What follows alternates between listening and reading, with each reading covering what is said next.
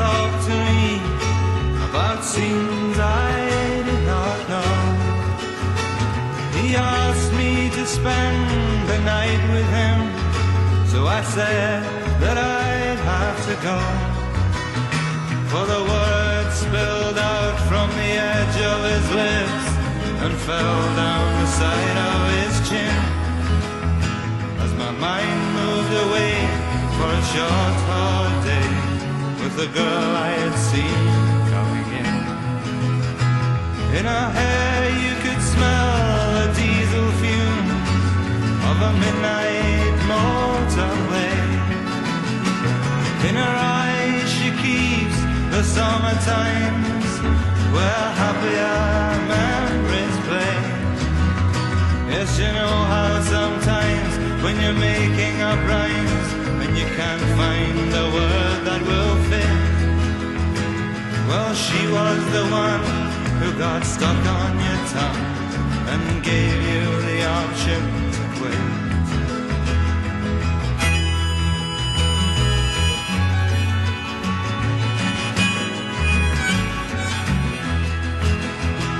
She split the night time with a smile and broke up the sky with her dreams. And she doesn't believe all the men she has known were all real, for that's how it seems. In a leather shines the darkness of the metropolitan night, and she'll cut out your tongue with each blade that she pulls, though your conscience may put up a fight. So I watched her fumble with cigarettes and a trembling coffee cup. Yet I'd be there myself if I knew where she was when she sighed and her mind drifted up. Yes, you know how sometimes when you're watching for signs and you can't find a look that will fit. Well, she was the one who put out the sun and gave me the reason to quit.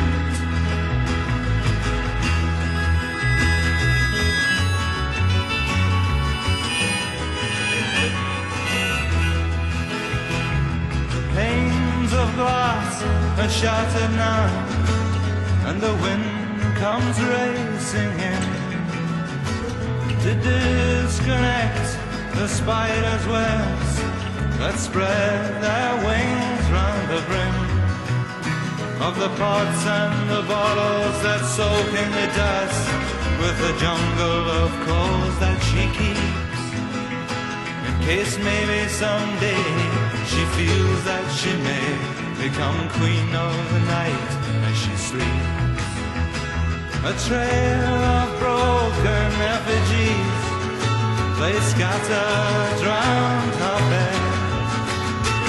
The apples, the records, the cigarette ash have melted into her head, and she takes off her clothes to a Portuguese hymn that she found in a jar on the beach.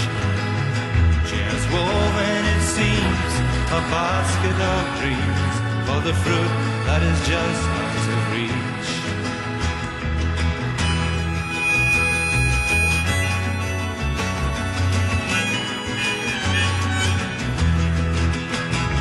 At last she has tasted the opium sleep and wonders just how it will feel when the fingers of fear touch her innermost soul and the breath of life becomes real. Well, you know how sometimes you're alone in your mind and you've just found a piece that will fit. Well, she was the one, when all's said and done, who gave me the freedom to quit. The man was still trying to talk to me about scenes I did not know. He asked me to enter a contract with him, so I said that I'd have to go. For the words spilled out from the edge of his mouth sight of his face, but my mind was away on a short holiday with the girl I'd seen leaving the place.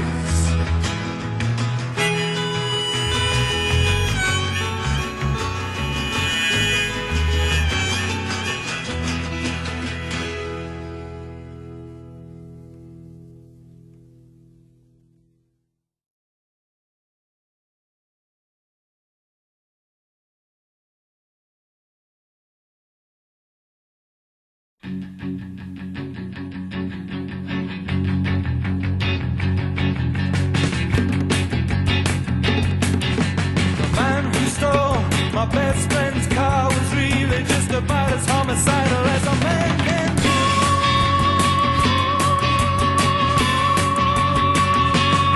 He drove into the dawning of the melancholic morning with a lunatic smile on his face for all the world to see.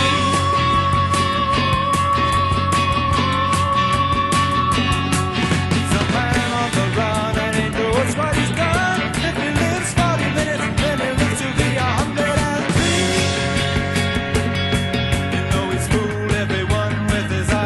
Sunshine smile on his chin above his crocodile grin.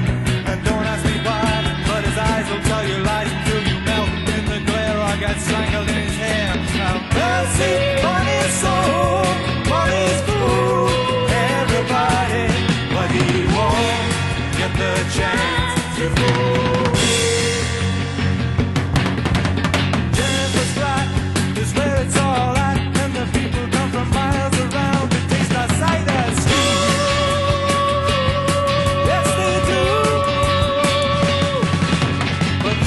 The time they'll drink a wine, throw their rush on the floor, steal the books and the records too.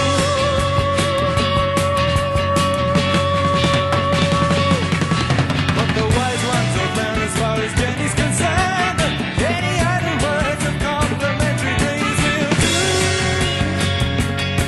You haven't fooled anyone with your superficial sunshine smile, still in place on your phony false face. So run along home, leave her alone, for she only needs you to taste like cannonball stew. Have mercy on her soul, for she's looking for somebody, and I'm glad because it won't be.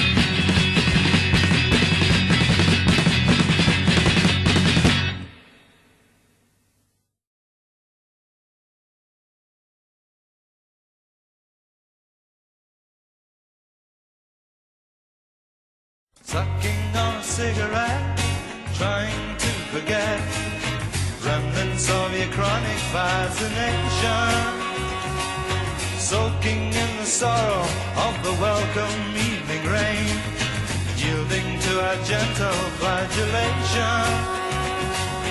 Orange peel and paper packets sailing down the street, relevance had once been our illusion, gliding down the gutter with last year's frozen food, my photograph an ultimate conclusion. Moving in my latitude, trying to escape the sentence of the ever-moving finger. The emptiness of solitude causes me to stop and think of reasons to continue any longer. Wishing I was waterproof to all the tears we've cried, porous as a sponge is my passion. Puddles on the pavement showing my distorted face, and my face distorts the puddles in its fashion. Wishing it would rain champagne, crystal christenings once again, bursting happy bubbles with our laughter. But now outside the empty rain makes teardrops on my window pane as I lose the dying dreams I'm chasing after.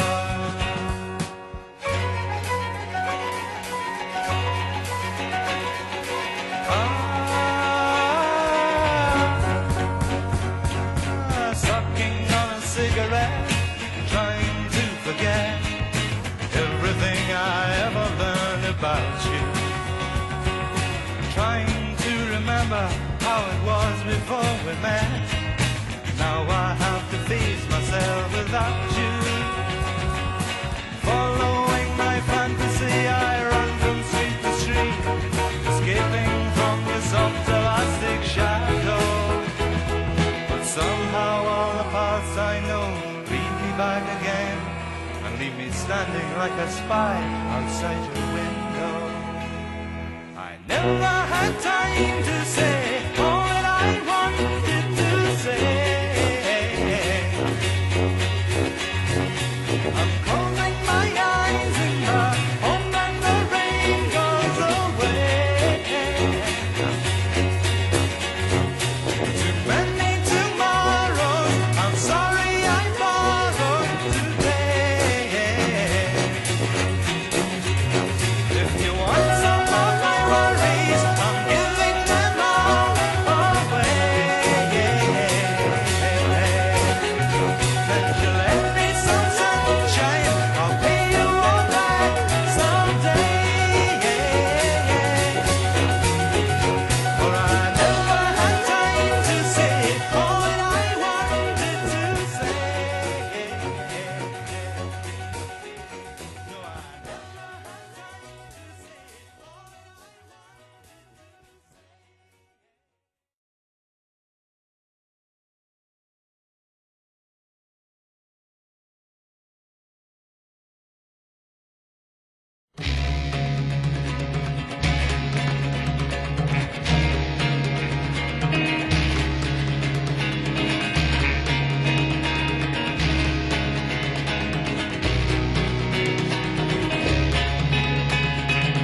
to say all. You sing to me about minds and souls. You talk to me about rainbows. You think you know all about eternity. These are things only God knows. You think that I am some kind of priest. You wait for my holy revelation. You offer me sweetness in exchange for the truth. Please lead me not into temptation. For he who knows all knows nothing at all. He who knows nothing knows so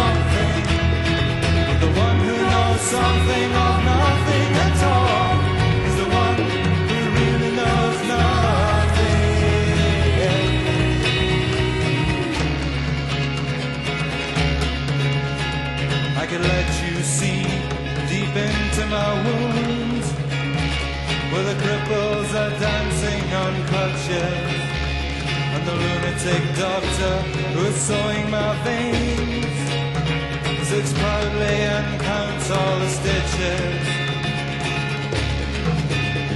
But you come in here waving points in my face and expect me to give you the answer. But I'm just a cripple like you, my friend, and my mind is still fighting the cancer. For he who knows all knows nothing at all, and he who knows nothing knows something. But the one who knows something of nothing at all is the one who really knows nothing.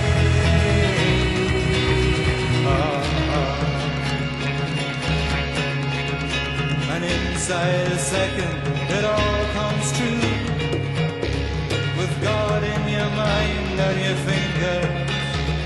And just before you can put it all down, it's gone and your emptiness lingers. So go burn your rainbows and tear up your dreams and destroy all the love that you live for. If you do it before someone else gets the chance, then at least you've had something to die for. For he who knows all knows nothing at all, and he who knows nothing knows something. But the one who knows something of nothing at all is the one who really knows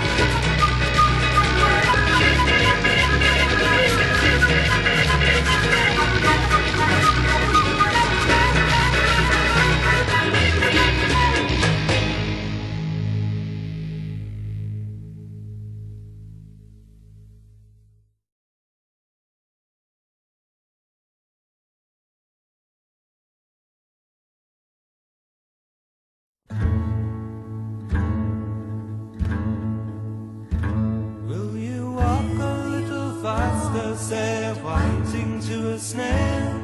There's a porpoise close behind us and he's treading on my tail.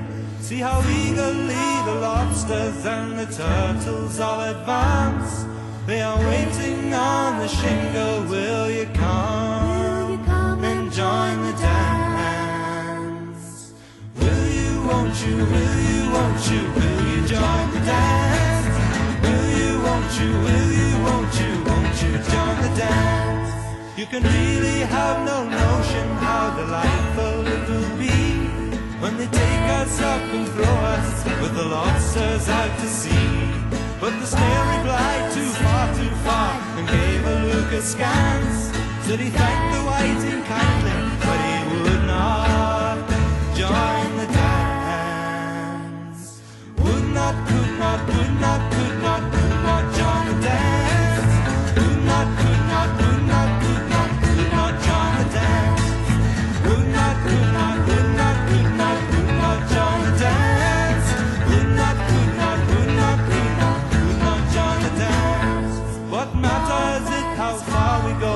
His scaly friend replied, there is another shore, you know, upon the other side. The further off from England, the nearer is to France, then turn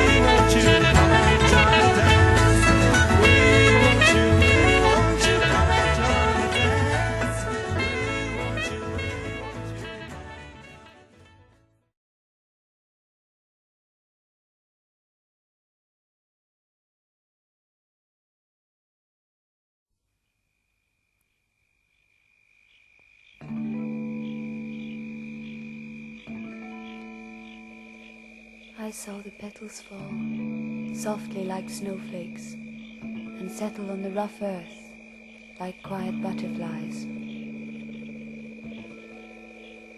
Somewhere over there, a robin cries his tears and leaves them with the dewdrops shining briefly in the grass.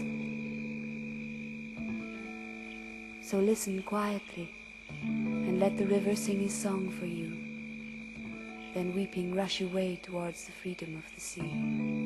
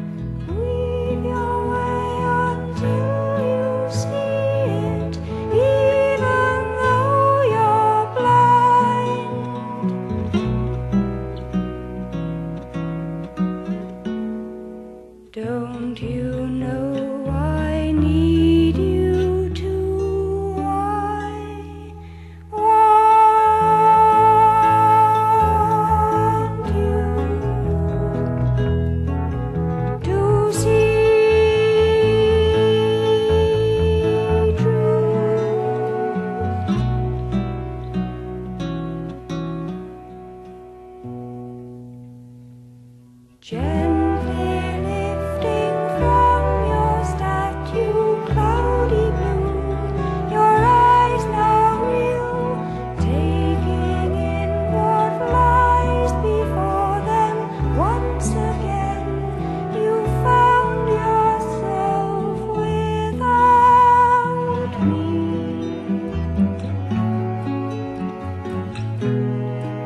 You don't know,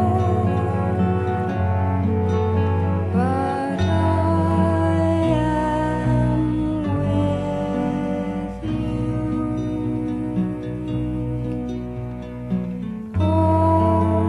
Always with you.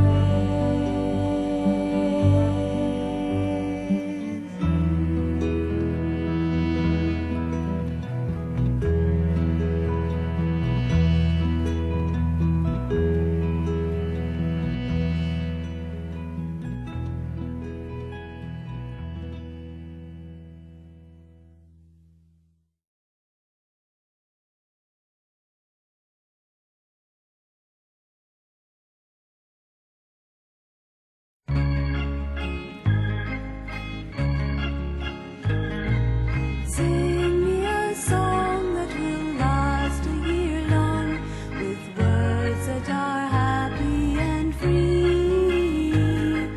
Make me a tune that will reach to the moon and down to the deepest sea, and down to the deepest sea.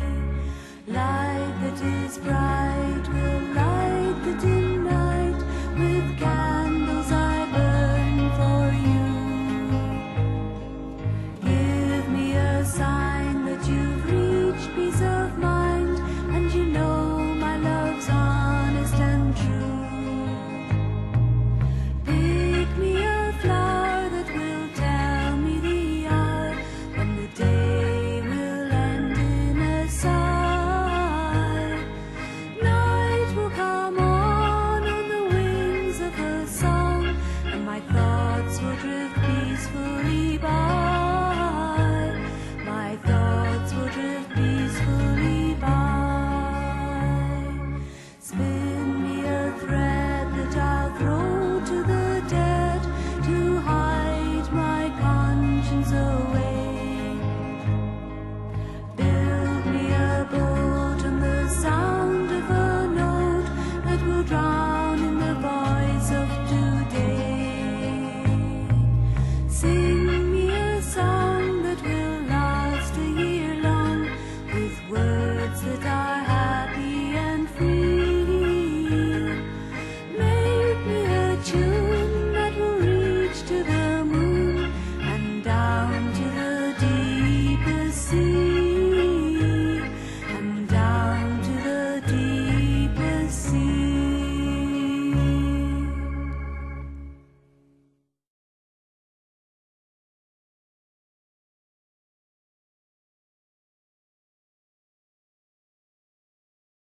Behind the shadowed corners in the dawning of our years, we played among our memories of happiness and tears.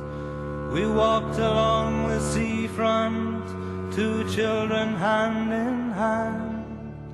And if you believed in magic, then you lived in a magic land. From lemonade and seaweed and driftwood floating by, we built sandcastle empires that reached up to the sky, and left our bankrupt footprints to be taken by the tide, and laughed inside our innocence as the world passed by outside. We gazed along the coastline from the top of Bluebell Hill. The buttercups and dandelions were pulled against their will. The trembling woods behind us held their dark secrets too, where nettles sting and the butterflies wing on the banks of wildflower blue.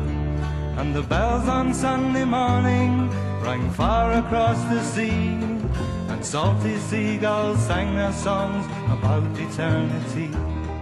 And the ocean muttered something no man could understand, For he who solves a paraphrase, a power's at his command. In a corner of the garden, where the rhododendrons grew, there lived the Captain Shannon, whom everybody knew. His life he'd spent on sailing ships, from the Azores down to the Horn. He danced the rhythm of the waves since the day that he was born. He used to take us on his knee and smoke his pipe of clay, and speak of storms and hurricanes and San Francisco Bay. He spoke of wars and earthquakes that had torn the world apart. Our little children laughed and died with each beat of your heart. One day a wounded seabird came to rest upon the land. His wings had ceased to function and were dry with oil and sand.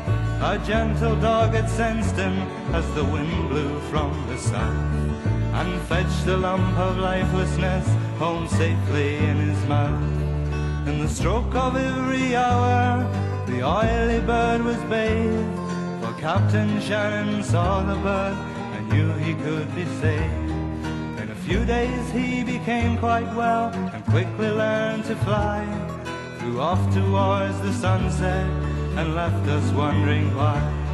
And we prayed there every morning, my tiny friend and I, looking out across the ocean beneath the clear blue sky, where the telescopic islands are half hidden in the mist. They broke the dim horizon where the sea and heaven kiss.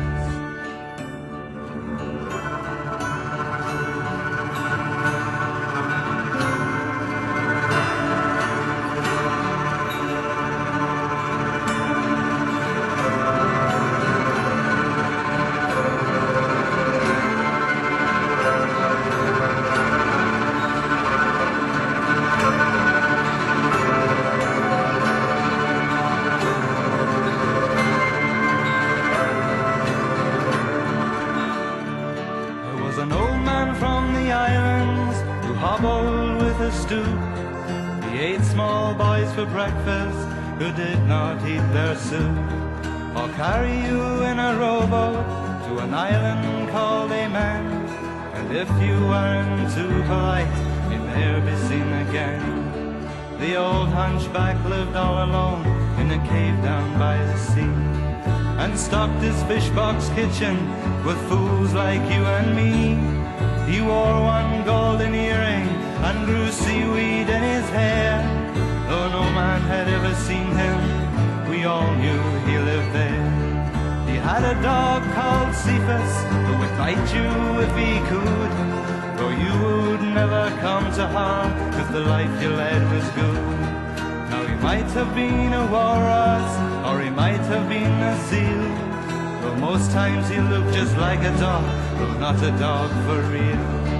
One night while Captain Shannon was alone beside his beer, he heard the hunchback calling him and knew not any fear, for he was proud to be alive of his 70 years and 10, with twice the guile and twice the strength of ordinary men. I do not fear thee, hunchback, was the captain's brave reply. I am a bold seafaring man and not afraid to die. But the dog had sniffed the ocean from the seaman's salty skin, and led him to the water's edge as the tide came pounding in. And we hid beneath the blankets as the storm raged all night. And once or twice we thought we heard the hunchback's mournful song, but we were children freshly launched upon the seas of life, and the news of Captain Shannon's death cut deeply like a knife. What happened on the beach that night has never been quite clear, for no one heard his helpless cries or saw him disappear. But we all knew who had been there was as plain as it could be, by his usual trail of seaweed down the beach and out to sea. And the bells on Sunday morning rang far across the sea, and salty seabirds sang their songs about eternity, and the ocean muttered something no man could understand. For he who solves or paraphrase or powers at his command.